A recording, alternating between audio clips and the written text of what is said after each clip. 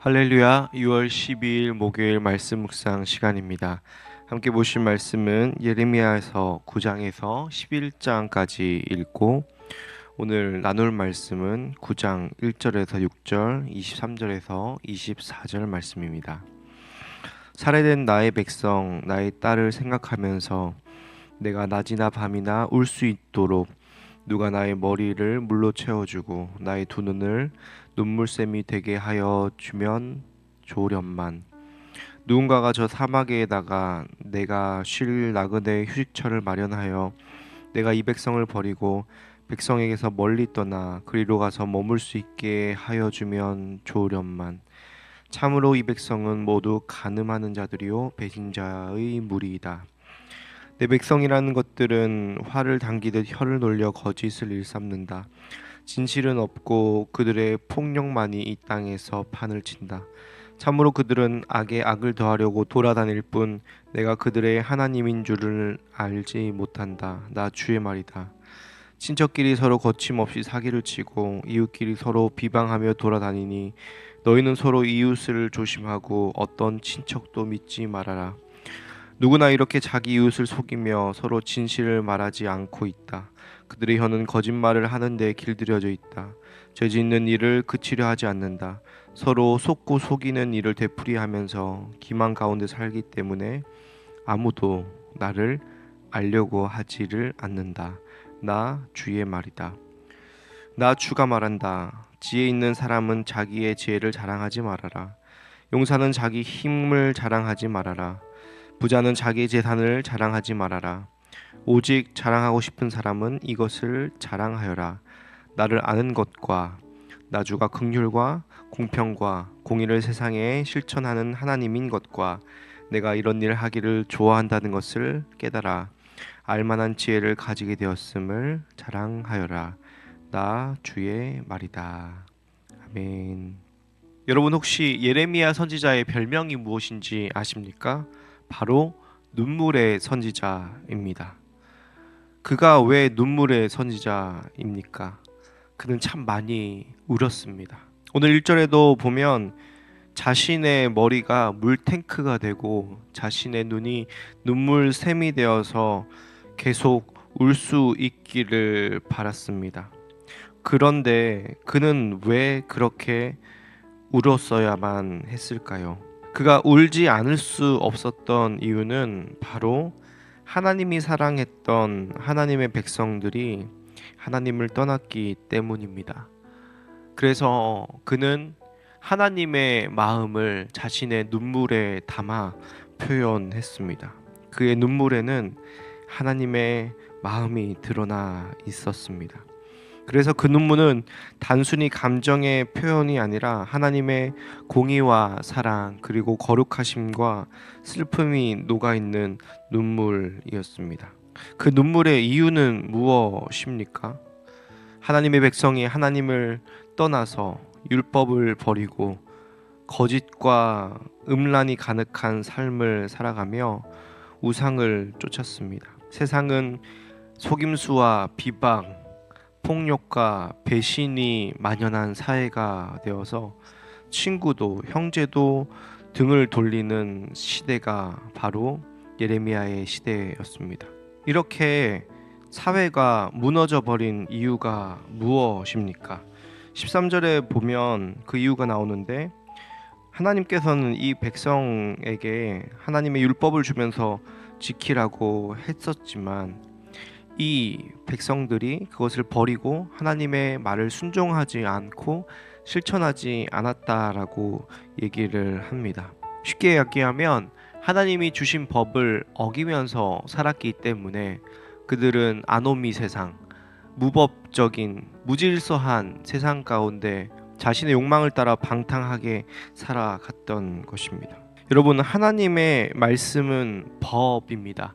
때론 우리가 그것을 지키기가 힘들 때가 있고 그것이 나에게 무슨 유익이 있나 싶을 때가 있지만, 여러분, 우리가 길을 갈 때에 신호등이라는 법을 지키지 않으면 우리가 안전하지 못한 것처럼 하나님의 법은 우리로 하여금 하나님을 사랑하게 하고 또 이 땅에서 우리를 하나님의 백성답게 가장 행복하게 살게 하는 것이 하나님의 법입니다. 그런데 이스라엘은 그 법을 떠나서 자신의 마음대로 살고 하나님의 법이 아니라 세상의 법, 세상의 우상들을 섬기며 살았습니다.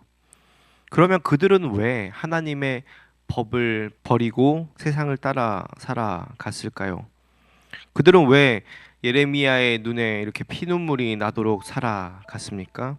그 이유가 바로 6절에 나옵니다. 아무도 나를 알려고 하지 않는다. 그들은 하나님을 알고자 하지 않았습니다.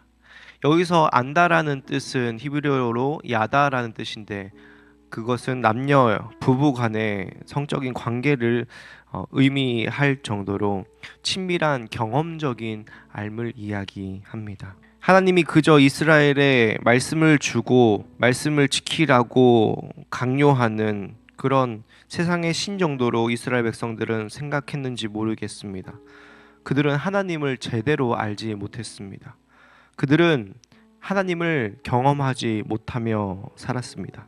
예를 들면 모태신앙으로 교회에 수없이 다닌다 할지라도, 말씀을 수없이 듣고 십계명을 달다 외운다 할지라도 정말 인격적인 하나님을 경험하지 못하고 자신이 만들어낸 신, 자신이 생각하는 하나님을 믿고 살아가는 종교적인 신앙인들이 이 시대에 있는 것처럼 그때 이스라엘 백성들은 하나님을 알지 못했고 아무도 하나님을 알고 싶어 하지 않았습니다. 그래서 오늘 예레미야는 하나님의 말씀을 전합니다. 예레미야 9장 23절과 24절에 보면 이 땅에서 가장 귀한 것, 가장 소중한 것, 가장 자랑할 만한 것은 무엇이냐면 바로 하나님을 아는 것이라고 이야기합니다. 그리고 그것을 자랑하라고 이야기합니다. 이 세상 사람들은 자신의 지혜와 힘과 부를 자랑하지만 하나님이 바라시는 가장 귀한 자랑은 바로 하나님을 아는 것. 그 하나님이 어떤 분이십니까? 긍휼과 공평과 공의를 세상에 실현하기를 원하시는 하나님, 하나님 나라의 법대로 이 땅이 통치되기를 기뻐하시는 하나님이라는 사실을 우리가 알기를 바라십니다. 그리고 그것을 자랑하길 원하십니다. 하나님을 안다라는 것은 구체적으로 얘기하면 단지 하나님에 대한 지식이 있는 것을 뛰어넘어서 그 하나님의 성품에 동참하는 것입니다. 하나님이 공의와 정의를 사랑하신다면 우리 또한 공의와 정의, 약자를 돌아보고 세상을 공평하게 하며 불의한 자가 법의 심판을 받고 가난한 자가 보호받는 그런 하나님 나라의 원리들이 실천되도록 살아가는 것이 바로 우리가 하나님을 바로 아는 삶입니다. 예레미야는 그 하나님을 알았습니다. 눈물을 흘리며 예언했습니다. 예레미야의 이 눈물은 훗날 예수님의 눈물로 이어졌습니다. 예수님도 우셨습니다. 예루살렘을 보시고는 흐느껴 오셨고 나사로의 무덤 앞에서 죄로 말미암아 이 땅 가운데 득세하고 있는 죽음을 보며 우셨습니다. 그것은 이 땅을 긍휼히 여기는 하나님의 마음을 표현한 눈물이었습니다. 예수님은 정말로 눈물의 선지자이셨습니다. 그분은 우리를 위해서 우셨고 눈물만이 아니라 십자가에서 피 흘리셔서 우리를 구속해 주신 놀라운 사랑을 보여주셨습니다. 그렇기 때문에 우리도 이제 예수님의 눈물에 동참하는 자가 되었습니다. 예수님을 통해 성령을 받은 우리는 하나님의 마음을 아는 자로 분열된 이 땅을 그리스도의 복음과 사랑으로 치유하며 중보하고 회개하여서 하나님의 나라가 이 땅 가운데 온전히 임하기를 위하여 기도하는 눈물의 기도자, 눈물의 선지자로 살기를 주님께서 기뻐하실 것입니다. 오늘 여러분은 무엇을 위하여 울고 있습니까? 무엇을 위하여 슬퍼하고 있습니까? 무엇을 자랑하고 있습니까? 오늘 이 시간 하나님의 마음을 가지고 이 땅의 깨어짐을 바라보며 슬퍼하고 이 땅 가운데 예수님의 십자가 사랑과 공의를 전하는 검난 함께하는 교회 성도님들과 이 말씀을 듣는 모든 분들 다 되시길 주님의 이름으로 축복합니다. 기도하겠습니다. 살아계신 하나님, 예레미야는 눈물의 선지자였습니다. 예수님도 눈물을 흘리셨습니다.